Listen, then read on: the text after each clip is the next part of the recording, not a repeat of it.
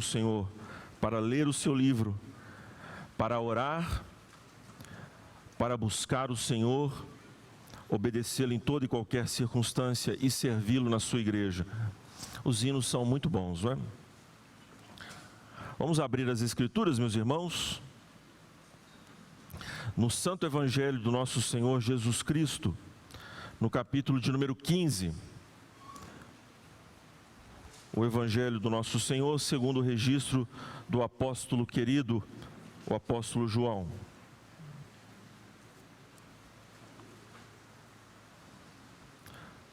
O alvo da nossa meditação nesta manhã se encontra entre os versículos de número 1 até o versículo de número 11. Eu farei a leitura e peço aos irmãos que estejam bastante atentos mais uma vez à leitura das Escrituras. Assim diz então o Espírito de nosso Senhor Jesus Cristo. Eu sou a videira verdadeira, e meu Pai é o agricultor. Todo ramo que, estando em mim, não dá fruto, Ele corta, e todo o que dá fruto, Ele poda, para que dê mais fruto ainda. Vocês já estão limpos pela palavra que lhes tenho falado. Permaneçam em mim, e eu permanecerei em vocês. Nenhum ramo pode dar fruto por si mesmo, se não permanecer na videira. Vocês também não podem dar fruto, se não permanecerem em mim. Eu sou a videira, vocês são os ramos. Se alguém permanecer em mim e eu nele, esse dará muito fruto, pois sem mim vocês não podem fazer coisa alguma. Se alguém não permanecer em mim, será como o ramo que é jogado fora e seca. Tais ramos são apanhados, lançados ao fogo e queimados. Se vocês permanecerem em mim e as minhas palavras permanecerem em vocês, pedirão o que quiserem e lhes será concedido. Meu Pai é glorificado pelo fato de vocês darem muito fruto, e assim serão meus discípulos. Como o Pai me amou, assim eu os amei. Permaneçam no meu amor. Se vocês obedecerem aos meus mandamentos, permanecerão no meu amor, assim como tenho obedecido aos mandamentos de meu Pai, e em seu amor permaneço. Tenho-lhes dito estas palavras, para que a minha alegria esteja em vocês, e a alegria de vocês seja completa. Oremos, irmãos. Curve a sua fronte. Ó Deus e Pai de nosso Senhor Jesus Cristo, Todo-Poderoso, Criador dos céus e da terra, nós te magnificamos nesta manhã, Senhor, nós te exaltamos. Seja o teu nome engrandecido, não só agora, mas para todo sempre. A ti é devido todo louvor, toda adoração, toda a exaltação. Assiste-nos, ó Deus, neste momento de leitura e exposição da Tua Palavra, com o poder do Teu Espírito, para que venhamos a entender a mensagem do Senhor, a vivê-la com intensidade em nossos corações e em nossas vidas, reformar os nossos casamentos, as nossas casas, a criação dos nossos filhos, a vida comum do lar, a vida em que mantemos conversações com aqueles que não te servem, a fim de que lhes manifestemos a luz do Senhor e sejamos para eles como luzeiros no meio de uma geração incrédula e perversa. Sejamos sal da terra, Senhor, para conter a putrefação deste mundo vil que jaz no maligno.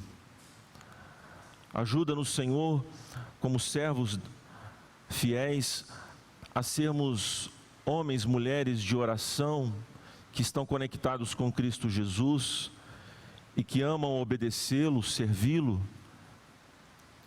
E assim fazendo, Senhor, nós cremos que o Senhor nos levará ao encontro dos teus eleitos. E queremos te pedir que tudo nós venhamos a suportar para que os eleitos alcancem a salvação em Cristo com grande glória. Se para isso, Senhor, tenhamos que sofrer para ver o nome de teu Filho entronizado nos corações daqueles por quem ele morreu na cruz, dá-nos, ó Deus, esta disposição santa para sermos vasos úteis nas tuas mãos. Ilumina-nos, portanto, Senhor, através das considerações que faremos a respeito da tua palavra. Não deixe que ela sirva, Senhor, para a condenação de alguns. Mas se assim o Senhor quiser, seja feita a tua vontade, pois entendemos que até mesmo nisto, no entorpecimento e no endurecimento das almas, o teu nome é glorificado. Duro para nós entendermos, duro para nós aceitarmos. Portanto, Senhor, nós te pedimos, tenhas compaixão do teu povo que está aqui. E fala conosco de forma poderosa. Ajuda-me, Senhor, pois não sou suficiente para estas coisas. Somos como vaso de barro, Senhor, que traz este tesouro da palavra de Cristo Jesus, das insondáveis riquezas de Cristo, para o teu povo. Ajuda, Senhor, a fim de que este mendigo, pobre, miserável pecador, seja para ti um vaso, a fim de abençoar aqueles que me ouvem, Senhor, trazer edificação a estas vidas. Nós oramos confiadamente, pedindo em nome de Jesus, e recebemos pelos méritos dele. Amém. Irmãos, a imagem que me vem à mente quando então medito neste texto que acabamos de ler, é aquilo que está retratado no Evangelho de Lucas, quando nos fala a respeito da mulher que tinha uma hemorragia havia 12 anos e tinha gastado todos os seus haveres tentando a cura desta enfermidade. E ela então se coloca no meio da multidão. O Senhor Jesus está a caminho da casa de Jairo, a fim de ressuscitar a sua filha. E neste ínter, então, o Senhor Jesus Cristo, ele é espremido literalmente pela multidão, que avança para cima do mestre, e entre eles, rastejando como uma cobra, está uma mulher, esta mulher, e ela toca nas vestes do Senhor Jesus, ao que então o mestre para e diz aos seus discípulos: quem me tocou? Os seus discípulos então dizem ao mestre: Senhor, como assim? A multidão está te espremendo? Como que o Senhor pergunta quem lhe tocou? Ou seja, todos estão tocando o Senhor. Mas Jesus responde: porque de mim saiu poder. O Senhor Jesus Cristo, meus irmãos, o Deus homem, é o Deus Todo-Poderoso. Nele, diz Paulo, habita corporalmente toda a plenitude da divindade. O Senhor Jesus Cristo, meus irmãos, ele foi elevado aos céus pelo poder do Senhor, e de lá reina soberano. E Deus mesmo está exaltando o seu Filho, colocando debaixo dos seus pés todos os seus inimigos. Este período, portanto, que está entre a primeira vinda de Jesus e a sua segunda vinda, o Senhor Jesus está elevado aos céus à destra de Deus e de lá governa. E é a respeito deste período da ascensão de Jesus que o mestre passa a falar com os seus discípulos sobre a união com ele e a comunhão com ele. Os versículos de 1 a 11 falam exatamente destes dois aspectos que nós queremos aqui tratar com os irmãos.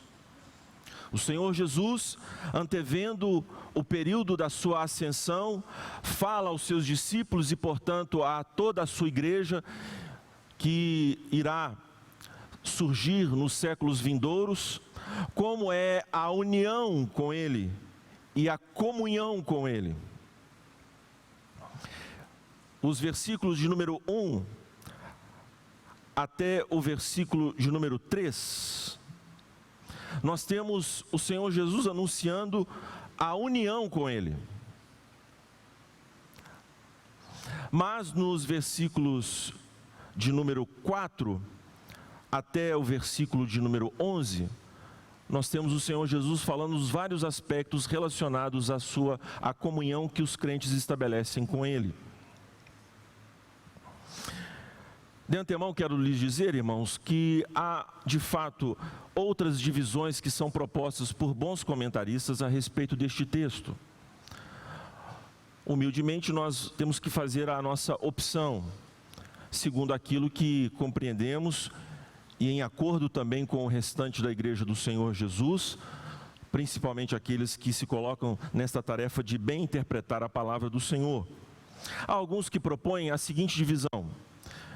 Nós teríamos um primeiro grande bloco em que o Senhor Jesus, dos versículos de 1 a 16, fala a respeito desta união, desta comunhão, mas os versículos de 1 a 8, o Senhor Jesus fala a respeito desta comunhão, e dos versículos de 9 a 16, ele estaria então explicando aquilo que dissera entre os versículos de número 1 a 8. Esse não parece ser o entendimento correto daquilo que o Senhor Jesus está falando. Pois, meus irmãos, o que vemos aqui? Os versículos de 1 a 3, o Senhor Jesus anuncia a sua união com toda a igreja. Dos versículos de número 4 até os versículos de número 11, nós temos o Senhor Jesus falando a respeito da sua comunhão específica, individual. Ela inclui, obviamente, todos os ramos da videira, mas o Senhor Jesus está acentuando esta comunhão viva, orgânica, que Ele mantém individualmente com cada um dos seus discípulos. A seguir, nos versículos de número 12 até o versículo de número 17, o Senhor Jesus passa a tratar a respeito da comunhão que se estabelece entre os crentes. Ele então exige, como uma derivação desta comunhão viva com Ele, a comunhão que se estabelece dentro da comunidade dos crentes, a comunhão eclesiástica, de serviço mútuo que tem como princípio norteador o amor a Deus e ao próximo. Observe que o raciocínio de Jesus é o mesmo do decálogo: amar a Deus, amá-lo e amar ao seu próximo. E dos versículos de número 18 até o versículo de número 26, o Senhor Jesus vai falar desta oposição, deste antagonismo que se estabelece entre a igreja do Senhor Jesus e o mundo. Então o raciocínio do Senhor Jesus é mais ou menos da seguinte forma, resumindo: tenham comunhão comigo, assim vocês terão comunhão uns com os outros, e assim enfrentarão a oposição do mundo. Este é o resumo, então, do raciocínio do nosso Senhor Jesus Cristo, pois Ele sabe, irmãos, que ter comunhão com Ele significa imediatamente a oposição, a perseguição, o ódio do mundo contra o seu povo. É por isso que um povo de Deus, o povo de Deus precisa ser um povo forte. E isso não ocorre sem a comunhão viva com Deus, com seu Filho Jesus, e a comunhão dos crentes uns com os outros.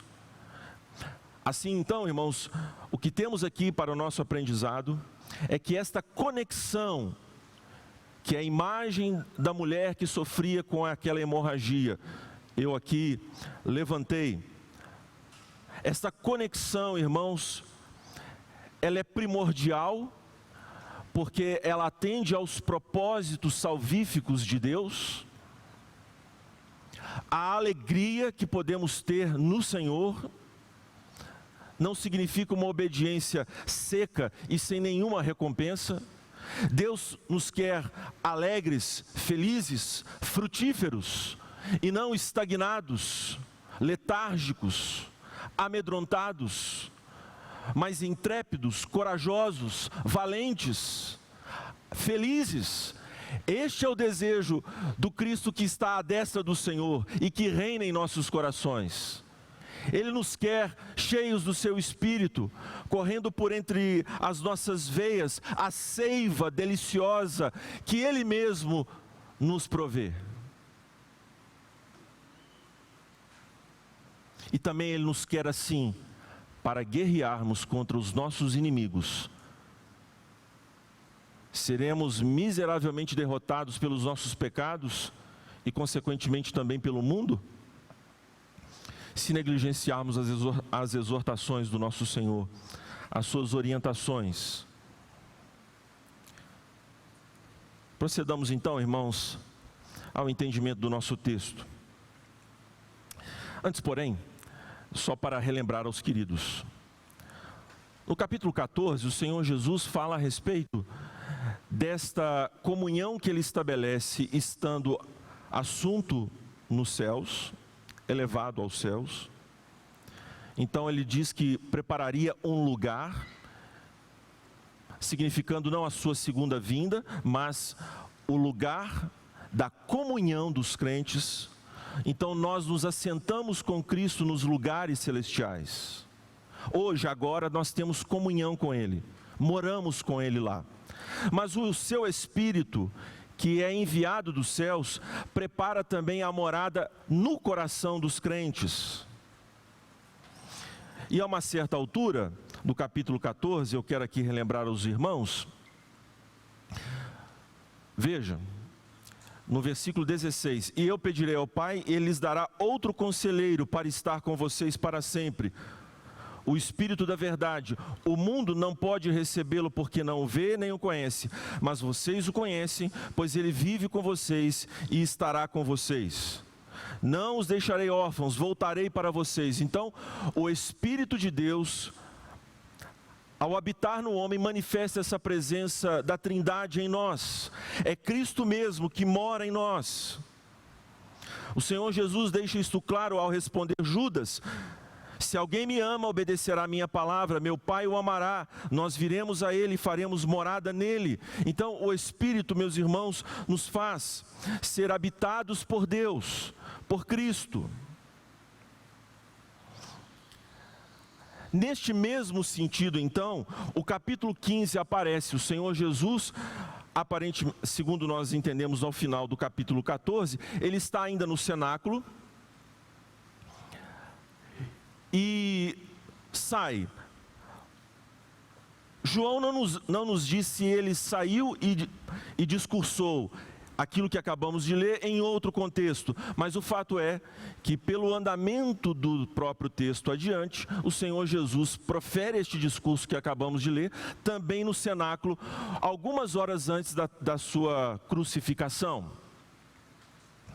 Nós sabemos então que Judas já se retirou do meio deles, já foi fazer o seu mal feito. E agora então o Senhor Jesus diz aos 11 discípulos: eu sou a videira, a verdadeira. A palavra verdade, meus irmãos, como nós já verificamos no contexto do Evangelho de João, está ligado ao cumprimento das promessas messiânicas, à coisa em si. Aquilo que era promessa, tipo, símbolos no Antigo Testamento, tem, portanto, o seu cumprimento.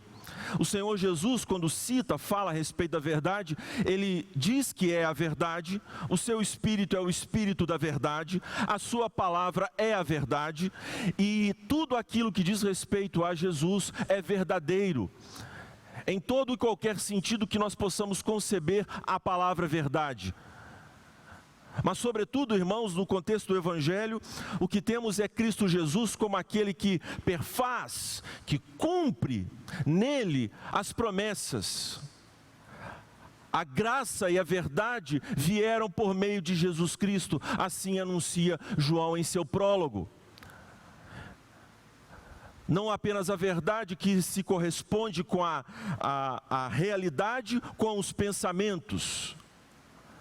Não apenas a verdade religiosa, mas a verdade em qualquer âmbito da vida humana. O Senhor Jesus é a videira verdadeira, aquela que for então tipificada através da nação de Israel, onde Deus estabelece a confederação dos israelitas como uma nação para ser luz do mundo, para frutificarem como uma videira, videira esta que foi estabelecida pelo próprio Senhor, videira esta que tem como Deus o agricultor, aquele que zela, cuida, que sacha, que aterroa, que trata a videira, para que ela seja frutífera. Este é o Senhor Jesus Cristo, aquela videira que deveria dar os frutos, que Deus assim esperava do seu povo, não o fez, falhou na sua missão, mas aqueles dentre o povo que eram da videira, estavam assim mesmo conectados à videira verdadeira, antes que ela se manifestasse. É por isso que esta videira tem poder retroativo para além do tempo de Jesus, para quem ao tempo de Jesus, e para além do tempo de Cristo. A videira verdadeira é onde efetivamente correm as ações eficazes de Deus em direção ao seu povo eleito. A videira verdadeira, e meu pai o agricultor. O Senhor Jesus anuncia então, irmãos, que há esta natureza quanto à relação dele com os homens. Há uma conexão espiritual que, embora ela não seja tangível, não é por isso menos real. Ela é realíssima. Tal como o vento, tal como as ondas de um rádio. Nós não vemos, mas atestamos a sua realidade. Assim é a realidade espiritual. Para aqueles que estão conectados a Cristo Jesus, através da ação do Pai. Obviamente está implicado aqui, irmãos, a cruz do Senhor Jesus Cristo, a sua morte, ressurreição e ascensão. Este é o modo pelo qual então o Espírito nos conecta. A fé, o crer, estamos conectados pela morte, ressurreição e ascensão de Cristo Jesus, e a fé que deriva desta morte, desta ressurreição, desta ascensão.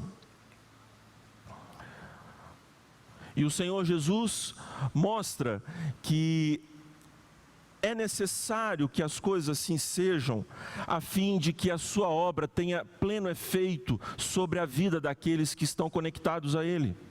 Irmãos, a igreja é comparada nas Escrituras a uma casa. Somos pedras vivas de Deus. Ela é comparada a uma vindima, a uma videira, como estamos vendo aqui. Há várias comparações para que nós entendamos que há de fato uma unidade com Cristo Jesus.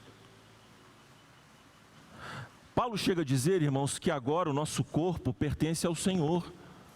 Não é apenas uma união de almas. É uma união espiritual que inclui, obviamente, o nosso próprio corpo.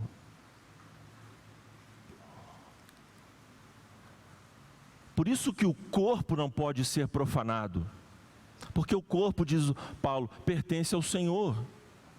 Esta é a unidade, então, que Cristo Jesus quer aqui ensinar aos seus discípulos e a nós que estamos hoje aqui. E há um padrão desta unidade que o Senhor Jesus anuncia. Há aqueles que, embora aparentemente estejam conectados a Cristo, não o estão de fato. Mas aqueles que estão conectados, há um padrão. Eles são frequentemente podados. Infelizmente, meus irmãos, nós apressadamente conectamos a palavra limpo do versículo 3 à purificação.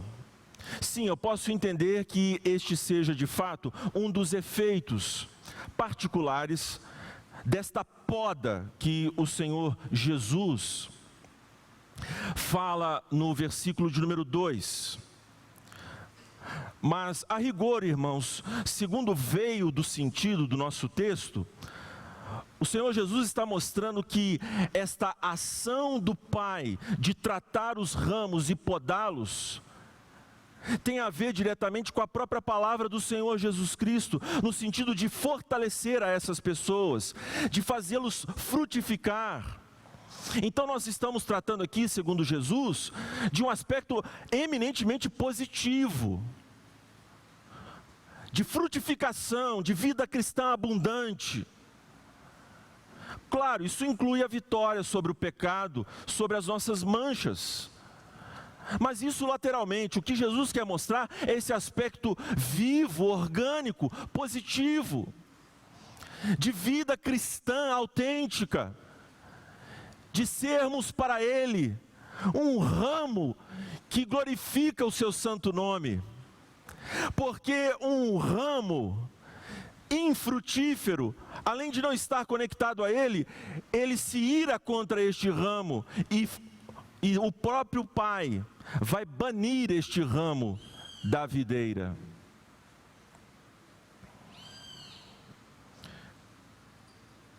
Queridos irmãos, será que nós compreendemos que estamos de fato conectados uns aos outros e todos nós a Cristo Jesus desta maneira poderosa? Veja, meus irmãos, que isto pode ser compreendido, a natureza desta unidade, com certas comparações. O Estado moderno, irmãos, tal como ele se revela hoje em dia, este Estado que cuida da vacina dos nossos filhos, que cuida das escolas dos nossos filhos, que cuida dos casamentos, pois o casamento só tem legitimidade segundo o seu efeito civil do Estado moderno. E toda essa intromissão que nós vemos, irmãos, dizem esses homens que nós estamos conectados por um pacto federativo. Ora, meus irmãos, a fundação dos Estados modernos tem relação direta com uma imitação da própria organização da igreja. Aqueles que fundaram o Estado moderno tal qual nós temos hoje, eles se inspiraram nos escritos bíblicos, até os seus termos. Por exemplo, Estado soberano. Este é um termo que Thomas Hobbes diz que ter tirado das Escrituras para produzir uma religião civil.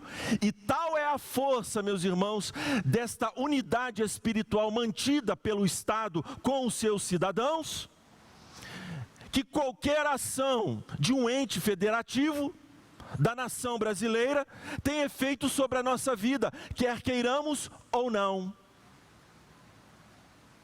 Vocês viram a indignação dos iranianos quando o seu comandante terrorista malvado foi morto? Eles estão conectados.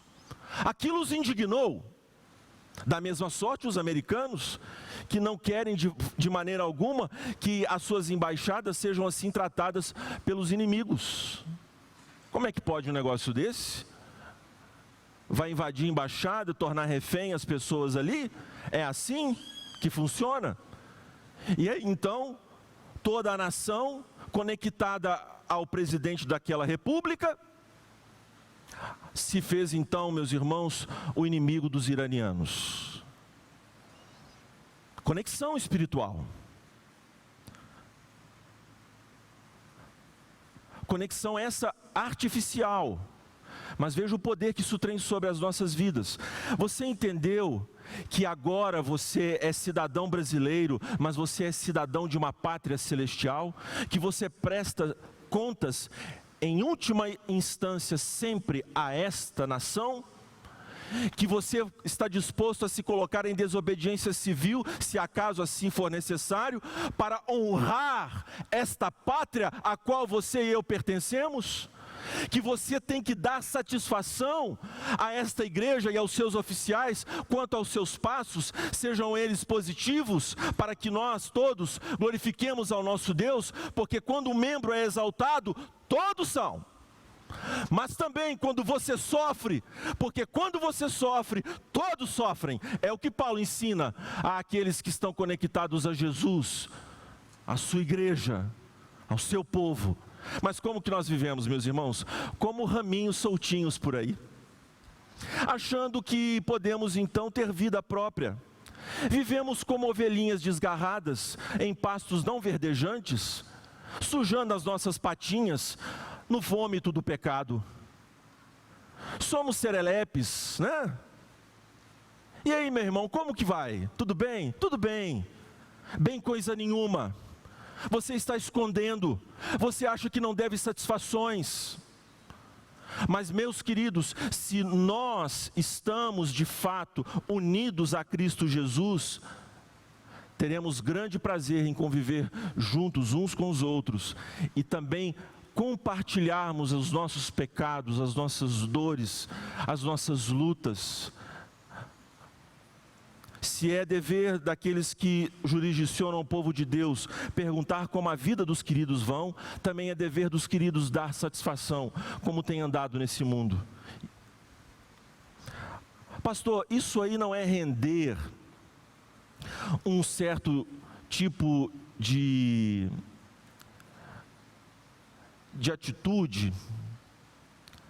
Isso não é render a um certo tipo de atitude, assim, como que os pastores fossem policiais de Jesus? Irmãos, nós estamos tão habituados a esta pulverização, esta fragmentação moderna, onde a vida se seculariza e as partes das nossas vidas não têm muito a ver umas com as outras, elas não se interpenetram. Nós achamos que a vida da igreja é a vida da igreja. O que eu faço no meu trabalho pouco tem a ver com o que eu faço com a igreja, com a igreja. Irmãos, Cristo Jesus nos uniu para romper este secularismo fragmentador, pulverizante, alienante, que nos torna pessoas solitárias, introvertidas, subjetivas, achando que a vida se resume tão somente a nós mesmos. É um egoísmo, uma indiferença com esta unidade que foi estabelecida pelo próprio Jesus. Meus irmãos, nós precisamos de união, e união com Cristo. Esta união foi estabelecida não por nós, mas por Ele mesmo. E então Ele passa a falar da comunhão individual. Dos versículos de número 4 a 11, então, o Senhor Jesus vai dizer a respeito dos vários aspectos, particularmente o grande dever que nos cabe. Dos versículos de 4 a 11, meus irmãos, nós temos a palavra permanecer 10 vezes. 10 vezes. Esta é a ênfase do texto. A palavra permanecer, usada aqui no grego, é a mesma palavra que nós temos aqui por habitar, no capítulo 14. Permanecer, em português, geralmente tem denota uma atitude estacionária, passiva. Por isso que a tradução do termo meno, permanecer, no grego, a tradução em inglês é muito, muito preciosa. É o verbo abide. E segundo o dicionário Webster, e é bom o Webster a gente consultar, porque ele rastreia mais longínquamente a origem e o uso da palavra, como que foi pensado o seu uso propriamente. Esses dicionários modernos, eles nos desviam desta origem muitas vezes. Então, permanecer, segundo o grego, e assim condizentemente a palavra traduzida no inglês, significa esperar com paciência, significa tolerar, receber com alegria. Veja que riqueza! Receber sem questionar. Perceberam a riqueza do que aqui Cristo Jesus está falando com os seus discípulos?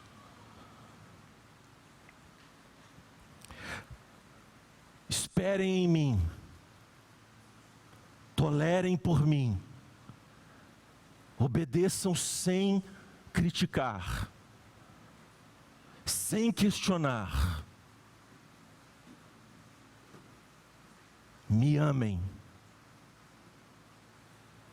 Permaneçam em mim, neste sentido, e eu permanecerei em vós. Alguém aqui, distraidamente, tolamente, já logo pensa em alguma coisa sinergística, não é? Como diz lá em Heresias capítulo 4, faz a tua parte que eu te ajudarei. Não é?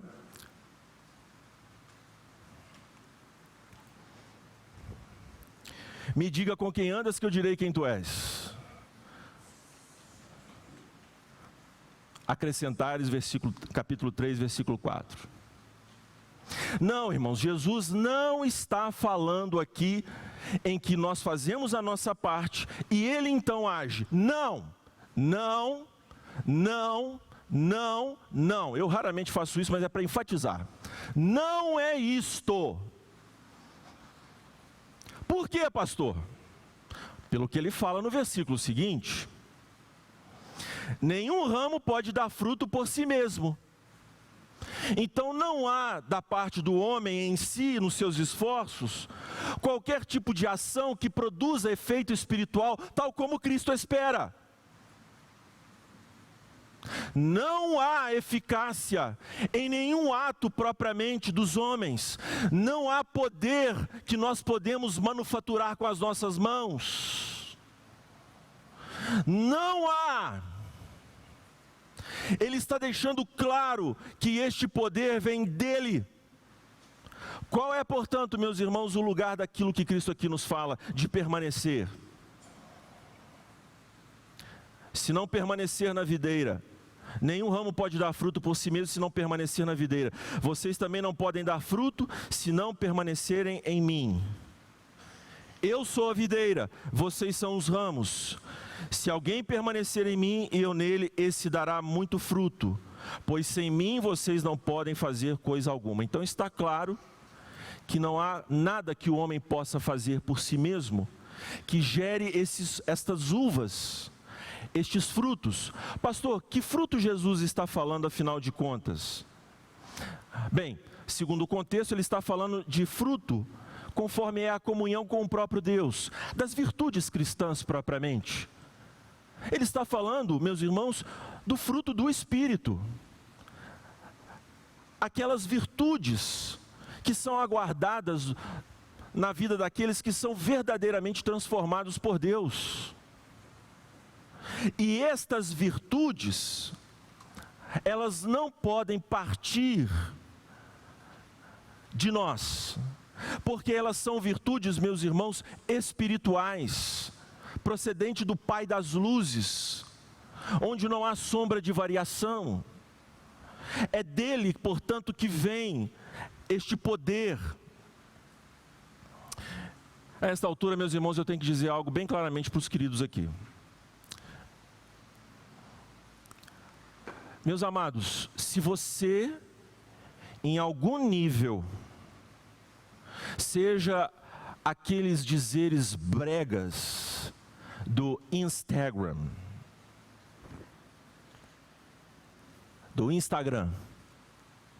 aqueles dizeres, né, cafonérrimos,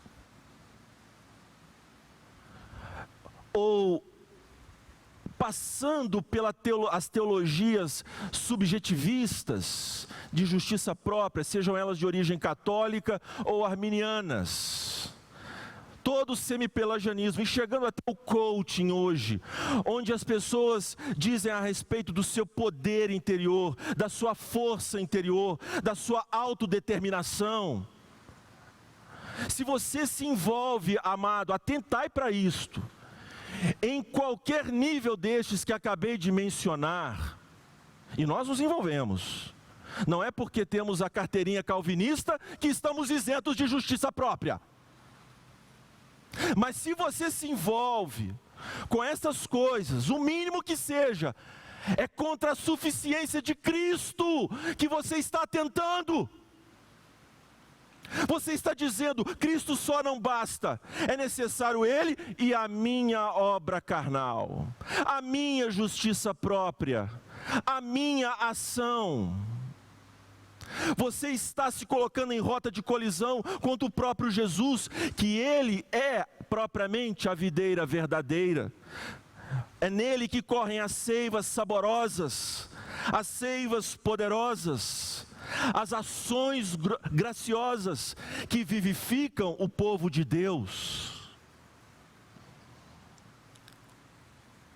Portanto, meu amado e querido irmão, o que o Senhor Jesus quer é que cada um de nós seja como aquela mulher da hemorragia, se arrastando no chão, não vendo, não vislumbrando, não mirando em outro senão o próprio Jesus.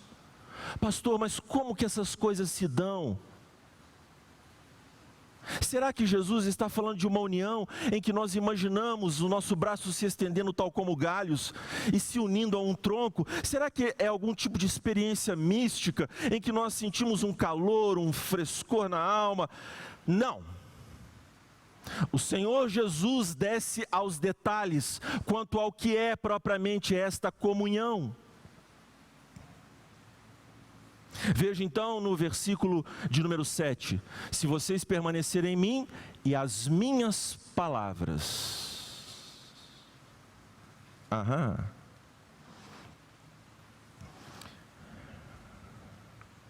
Irmãos, o Senhor Jesus sabe que a obediência requerida por Ele tem a ver com o amor. O primeiro mandamento enfatizado por Jesus, que resume todos os outros, é amar a Deus. Nós não o amamos, mas Ele nos amou primeiro. Por isso, a obediência a este mandamento tão importante depende dEle. Este amor que foi derramado em nosso coração pelo Espírito outorgado, é um mandamento que Ele quer que permaneça em nós, mas nós sabemos que Ele é o alvo e a fonte deste amor.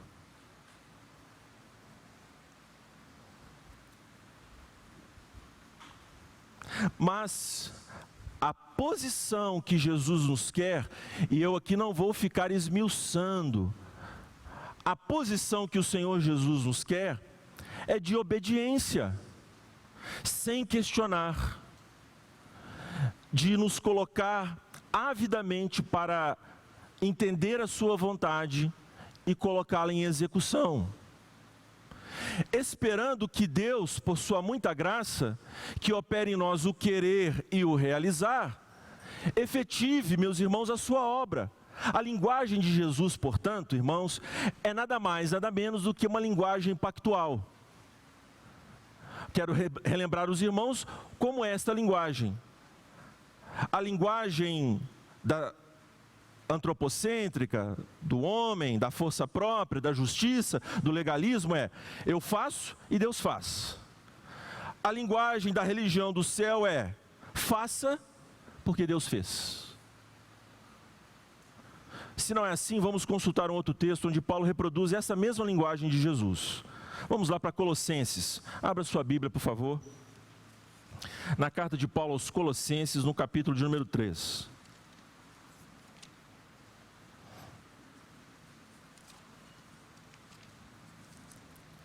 Veja aí o que nos diz Paulo.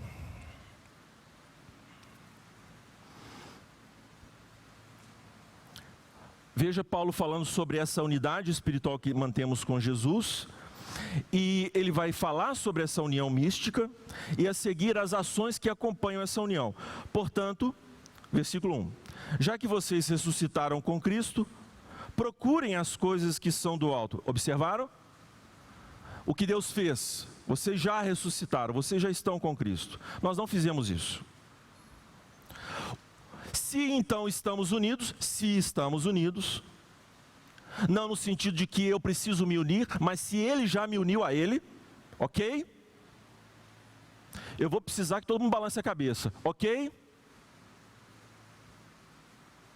Poucas cabeças balançaram. Ou é a minha incompetência, ou é a letargia de vocês, ou é as duas coisas. Então, talvez para alguém ficou em dúvida. Vou repetir.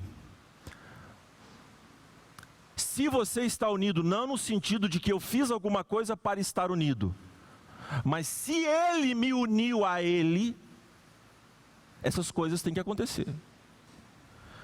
Portanto, já que vocês ressuscitaram com Cristo, procurem as coisas que são do alto, onde Cristo está sentado à direita de Deus. Veja se não são os frutos.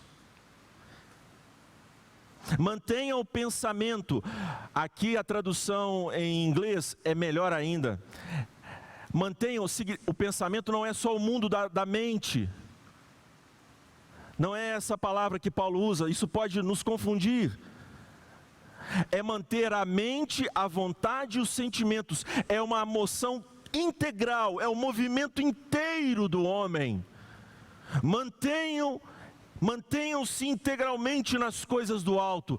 O que eu quero beber, para onde eu quero sair, o que eu quero vestir, como eu trato a minha esposa, como eu trabalho, tudo isso eu tenho que manter conectado a Cristo, como meio para as suas ações em mim, pois vocês morreram, e agora a sua vida está escondida com Cristo em Deus.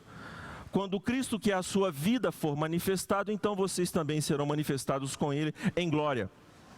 Se essas coisas ocorreram, diz Paulo no versículo 5, assim façam morrer tudo o que pertence à natureza terrena de vocês: imoralidade sexual, impureza, paixão, desejos maus e a ganância, que é a idolatria. Então, o modo como eu lido com o dinheiro, o modo como eu lido com o sexo, o modo como eu lido com o meu temperamento, todas essas questões precisam ser então mortificadas. Veja, este é o lado negativo daquilo de positivo Jesus nos fala no capítulo 15 de João.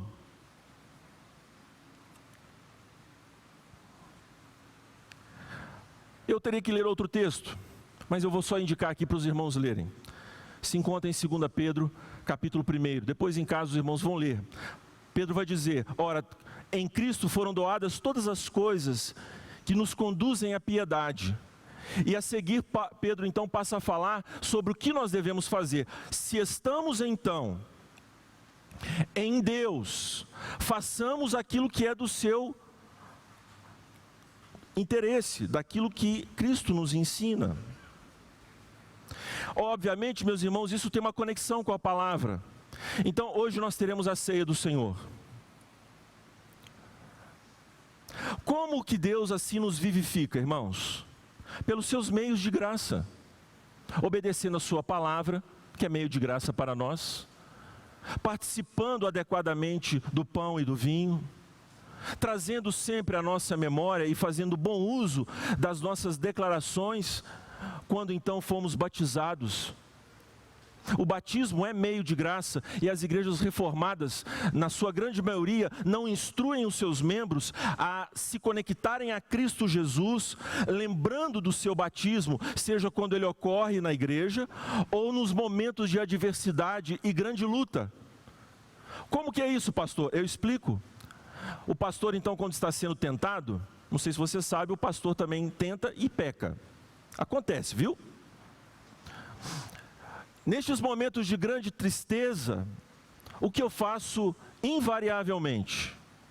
Primeiro eu vou até a lei do Senhor, para entender a hediondez do que fiz.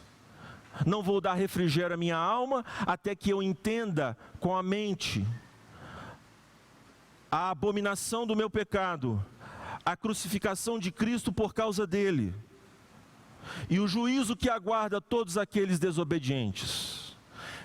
E a hediondez específica, o grau dela, eu preciso saber, da minha ofensa.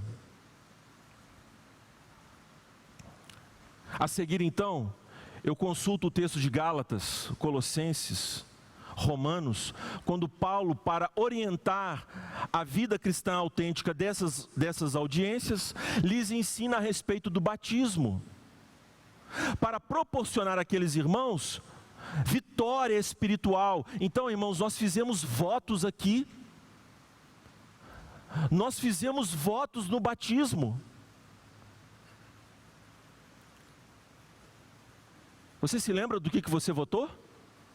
Do que você jurou diante de Deus e dos anjos eleitos? Você se lembra, mãe e pai, do que votaram em relação aos seus filhos? Vocês se lembram do juramento que fizeram, solene, de prestar obediência a Cristo Jesus e ser submisso ao ministério desta igreja, enquanto ela assim permanecer fiel à palavra? Vocês se lembram disso, meus irmãos? Permanecer em Cristo envolve todas essas questões sacramentais e dos meios de graça, a própria palavra de Deus, os meios de graça. O Senhor Jesus então diz que este é o meio em que os homens frutificarão. Versículo 8: meu Pai é glorificado pelo fato de vocês darem alguns frutos. Vocês leem para mim. Ninguém quer ler? Leiam, meus irmãos. Leiam, completem aí. Quanto fruto? Muito fruto. Muito fruto. Muito fruto. Vida cristã abundante, feliz, alegre. Não esta miséria, essas gotinhas que nós temos usufruído, irmãos. O Pai não é glorificado, irmãos, quando nós somos crentes infrutíferos. Você entende isso? Quando nós somos raquíticos, isso não exalta a Deus, porque alguém pode dizer assim: eu estou aqui com o meu raminho, eu já dei uns botõezinhos aqui, apareceu umas uvinhas, azeda, mas está tudo bem, eu vou chegar no céu. Vai, miserável, você vai chegar. Você vai chegar. Se você está preocupado com isso, com as chamas do inferno, fique tranquilo, você vai. Mas eu não quero ficar no seu lugar quanto à repreensão que Cristo Jesus vai nos fazer, porque acho que nós vamos entrar num baile de carnaval, ou então numa festa junina. Não, irmãos, há um tribunal, e os olhos como chama de fogo vão nos olhar. Lucas, cadê os talentos? Senhor, eu enterrei. Sabia que o Senhor é um homem justo. Olha, você teve a oportunidade para pregar a palavra, para viver a vida cristã desta forma, e isso, aquilo, aquilo. E então, irmãos, nós vamos ser julgados. Não seremos condenados, mas seremos julgados. Nós haveremos de prestar contas a esse Senhor. E Ele não é glorificado, irmãos, Ele não é exaltado quando nós frutificamos muito pouco. Pastor, é verdade, pastor, a gente é assim. Eu sei, querido, mas o caminho é este. Nós, enquanto diligentemente prestamos obediência ao Senhor, dispomos os nossos membros não para a concupiscência, mas para a santidade. Quando nós esmurramos o nosso homem para que ele não tenha vez, o nosso homem interior, quando nós cedemos às batalhas do Espírito conosco, para que ele então faça a sua obra, irmãos, nós temos que experimentar esta vida frutífera abundante.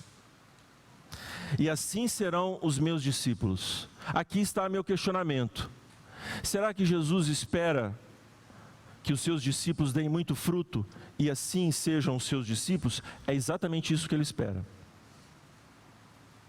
A seguir então, irmãos, para finalizarmos, do versículo de número 9 até o versículo 10, o Senhor Jesus mostra a correlação, atentai para isso, da comunhão que há entre Ele,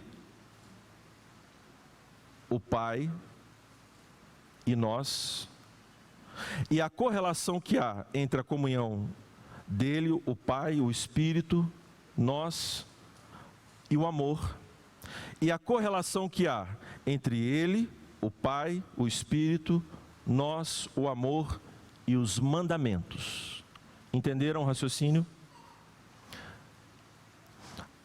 O amor de Deus, o Filho, para com o Pai é sempre obedecê-lo. O amor do Pai para com o Filho é sempre honrá-lo. Jesus quer então que o amor sacrificial, o amor que se revelou na cruz, o amor que tudo espera, tudo suporta, tudo crê, este amor que sai de si e alcança o ser amado, este é o amor que Jesus quer que permaneça em nós. E este é o amor que se revela em uma vida de obediência. Irmãos, nós sabemos que há pessoas na igreja, assim foi verdade na época de Jesus e da mesma maneira agora, pessoas que oferecem uma obediência que externamente é irrepreensível, mas não há unidade orgânica, não há unidade de fato com Jesus.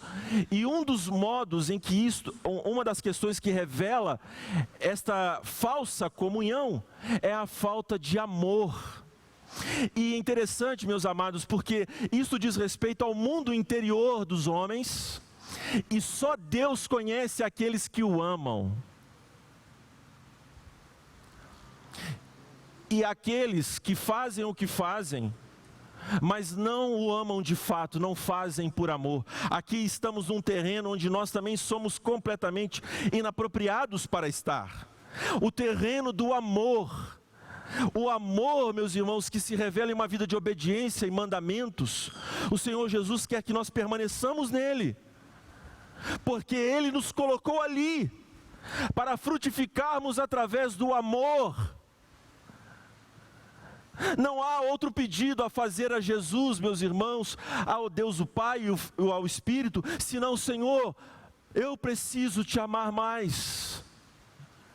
E este amor se revelar numa vida de obediência, amar e obedecer.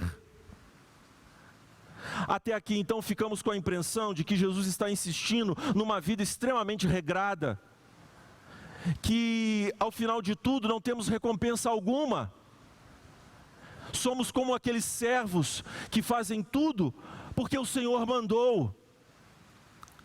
É óbvio que Jesus já nos deu várias diretrizes, que não é esse o caso, de que somos meros servos, que temos que obedecer sem questionar.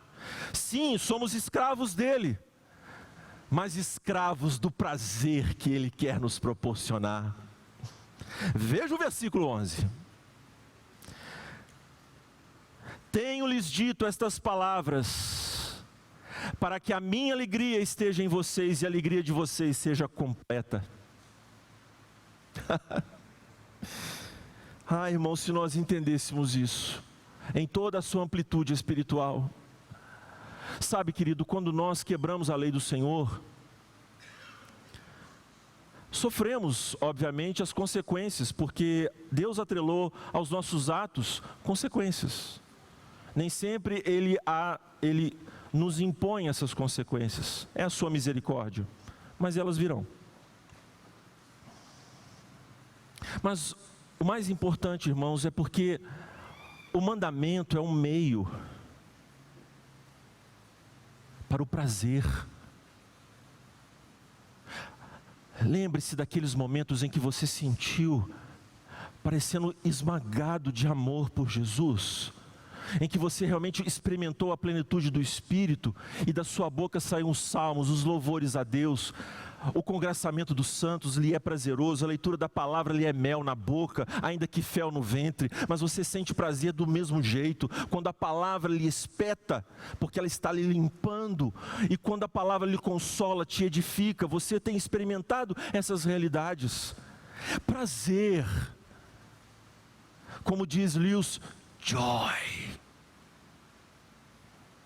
C.S. Lewis, quando foi então, meus irmãos, convertido poderosamente a Deus, ele estava lá naquele ônibus 2 andares de Londres, E ele no segundo andar, ele lutando como um rebelde contra as convicções do cristianismo, ele se sentiu como que correntes se soltando das mãos dele. E a primeira coisa que ele sentiu foi joy, prazer. Prazer como nenhum filme lhe proporcionou. Prazer como nenhuma partida de futebol, nenhuma taça de vinho, nenhuma carne suculenta. Nada se compara à doçura do conhecimento de Cristo Jesus. Por isso Paulo quis perder todas as coisas, considerando-as como refúgio para ter a Cristo, a Cristo, a Cristo. Prazer, meus irmãos, prazer. É sobre tudo isso que está sendo falado aqui. É para que vocês, meus discípulos, tenham gozo em mim, alegria, tal como eu tenho na Trindade, não no mesmo grau, obviamente, porque senão seríamos inseridos na própria Trindade, mas é porque essa Trindade, ela é estática, no sentido de extravasar, de nos extasiar. Sabe o que é que a Trindade quer de nós, meus irmãos? Uou! Isso é que glorifica a Trindade, meus irmãos. O nosso prazer, o nosso gozo, a nossa alegria. E venhamos e convenhamos, meus irmãos, como nós desconhecemos essas coisas. Como que nós, quando desobedecemos, estamos mais preocupados com as consequências dos nossos atos.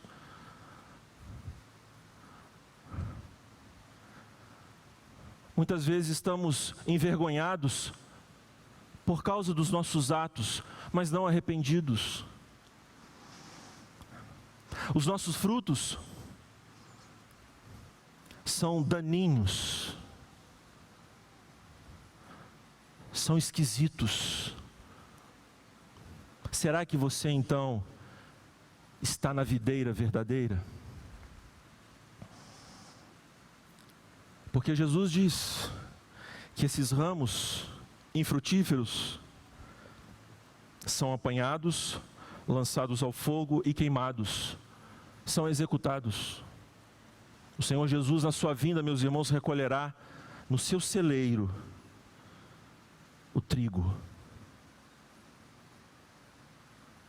A sua pá ele tem na mão, e ele vai recolher o seu povo, mas a palha, o restolho, ele vai mandar queimar no fogo inextinguível.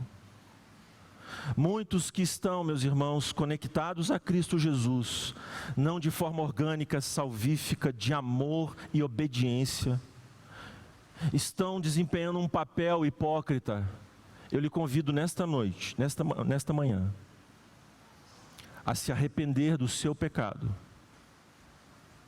Pode ser o caso que você seja ramo, mas ainda não.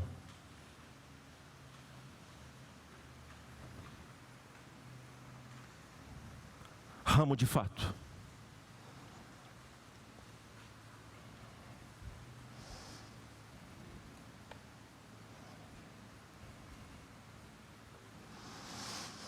Quero convidar os presbíteros para virem à frente, para nós servirmos